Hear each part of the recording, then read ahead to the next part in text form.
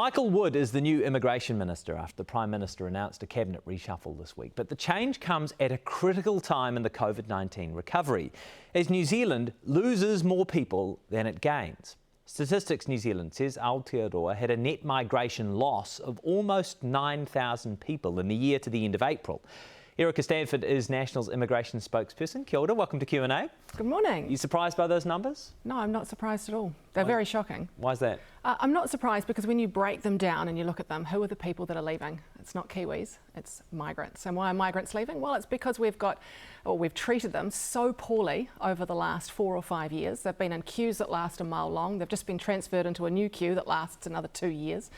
They've been split from their families. They've really just had enough. We keep shifting the goalposts on them. So all of those nurses, those teachers, those doctors, those truck drivers, people we desperately need here have gone, well, thanks very much, but actually I've got a better deal in Australia, so I'm out of here. We've seen some significant changes to policy settings over immigration in the last few months. When do you expect that net migration loss will become a net migration gain? I think we're in this for the long term. This is the first time we've seen a net migration loss since 2011, since the earthquakes, right? And I think we're going to be in this for the long term. And the reason being is because there is a global war on talent. So every country in the world is after those same amazingly talented migrants. And we are not putting ourselves in a position to be able to compete with the likes of Australia, Canada, the US, the UK, to attract the best talent. So I think this is going to be a trend for a long time. Not only not attracting migrants, but not being able to retain Kiwis in New Zealand. What role should migration play in our economic recovery from COVID-19? It's a huge critical factor. I mean, you look at Adrian Orr when he hiked the OCR for the second time just recently. His comments were that this is the biggest handbrake on our economic recovery. If we want to get ourselves out of the sort of death spiral of inflation, we need to grow our economy. And right now, we've got CEOs of businesses working on the shop floor. They can't grow their company because they're busy washing dishes or growing plants. And we've got, you've seen restaurants in Queenstown closed 2 days a week. How is that good for our productivity? How is that good for our economic growth? We need to be attracting the best migrants, and the policy changes over the last little while have done exactly the opposite. Okay, let's talk through some of those policy changes. So at the start of last month, the government introduced what it called an immigration rebalance, including a green list, which targets professional migrants in 85 different high-skilled roles and gives them a fast track to citizenship. Do you support that process? Well, funnily enough, I'd say last year, if you go back and look at National's policy around COVID, one of the parts of that I wrote, and that had on it a health workforce strategy where I said, look, give these people residence as they walk off the plane. We should be rolling out the red carpet for health workers. We don't want to see people dying because they can't get into the emergency department and be seen, which is exactly what's happening right now. So that was our policy. It's taken the government over a year to put in place that exact same policy, but they still managed to bugger it up. We've still got nurses on a 2-year wait for residence. They can go to Australia and get residence immediately. The same in Canada, the same in the US. Canada's 6 months. I checked it out. Canada's 6 months. US is a year to 18 months. So faster than New Zealand, absolutely, but not necessarily immediately. They do have fast track policies though, and in Australia you can go there straight away. I mean, our main competitor is Australia, right? They're our main competitor. They're the ones trying to get our nurses over there, and you can get residence almost immediately in Australia. So if you were a nurse overseas, maybe in the Philippines or India or the UK, thinking, where am I going to go? Are you going to go to New Zealand, where it takes 2 years plus visa processing time, which, by the way, takes 45 months at the moment for an essential skills, a skilled migrant visa? Or are you going to go to Australia, where, frankly, you're paid a bit more, better cost of living, and you can get residence immediately? So would you lose the two-tiered nature of the green list? Would you just have everyone on that green list, every single role, immediately able to apply for residency? I would probably be a bit more nuanced, and I don't have all the facts and figures, but certainly for those healthcare workers, the nurses, the midwives, straight to residence. There's no reason that they're on a 2-year list, and I think we've proved that over the last few weeks with Farfoy making some misleading comments to the public around that. The others, you can certainly take a look at it, because there is a really elegant solution in the Immigration Act, right? It's called Section 49, which basically says you can give immediate residence to someone, but it is conditional on them working in their job or in their sector for however long you want. You can put whatever conditions on you want. So if there is a reason to keep people in the sector or in their job, you can use that section of the Immigration Act. I don't know why the Minister has chosen not to use that for some Well, I mean, jobs. certainty is the issue for employers right now, right? And we put your concerns to Chris Farfoy and to Health Minister Andrew Little, and both of them said the reason that nurses, for example, are on the 2-year list as opposed to the immediate residency list is because there is concern that when they arrive in New Zealand, despite having agreed to take a job, they might then change jobs within a very short period of time. Well, if certainty is something that we're trying to give employers, isn't that a worthy consideration?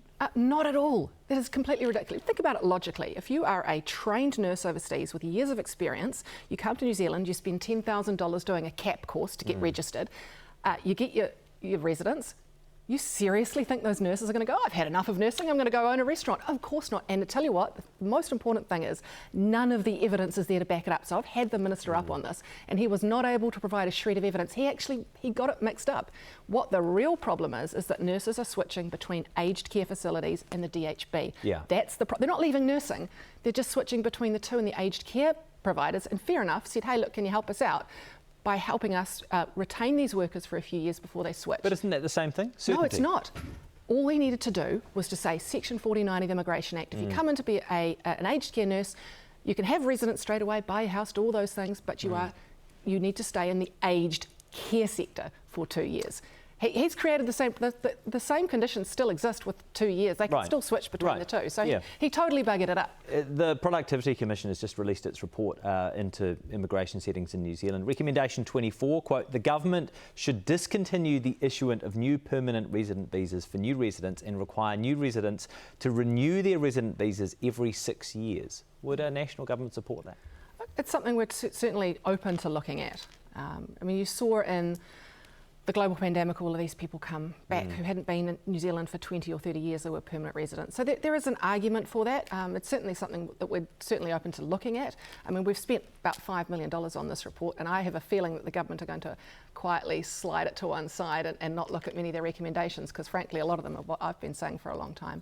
But there are some other good points they make in there that are worthy of consideration. What role should iwi play in setting our migration settings in the years to come? Well, a huge role. I mean, they're a treaty partner, right? And so they have a say in that. And I work really closely with the Māori members of my caucus and also the special interest group, the Māori special interest group that sit within the National Party around this. And certainly any policy that we come up with needs to be consulted on with iwi as well.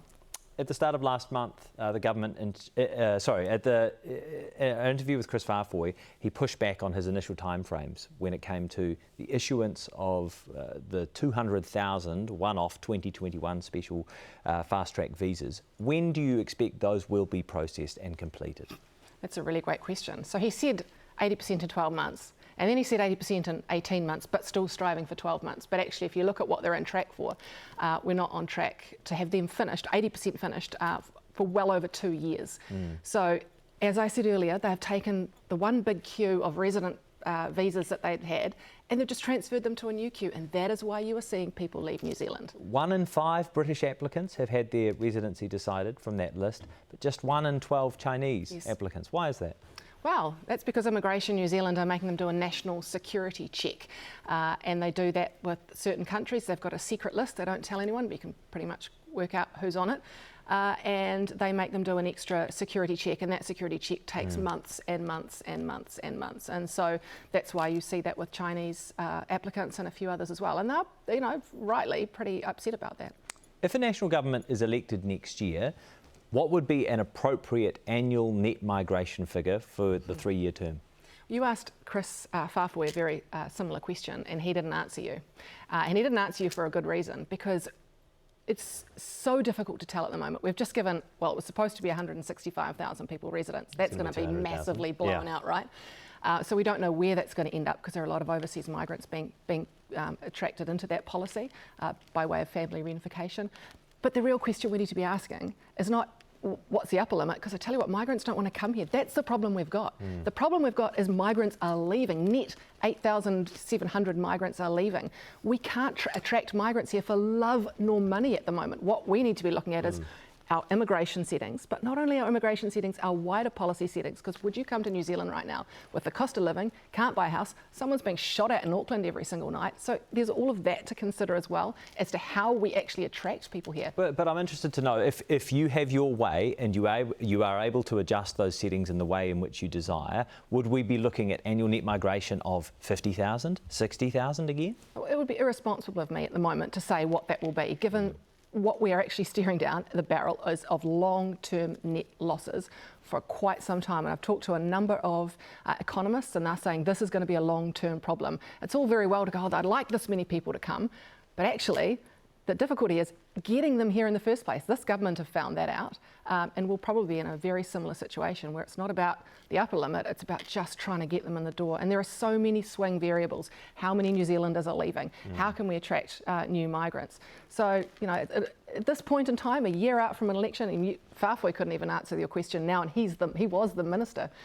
You know, you come back and ask me again in a year, let's take a look at how many Kiwis are leaving, how many migrants we've managed to attract, and then we'll have another conversation. We'll look forward to that. Thank you very much. National Immigration Spokesperson Erica Stanford.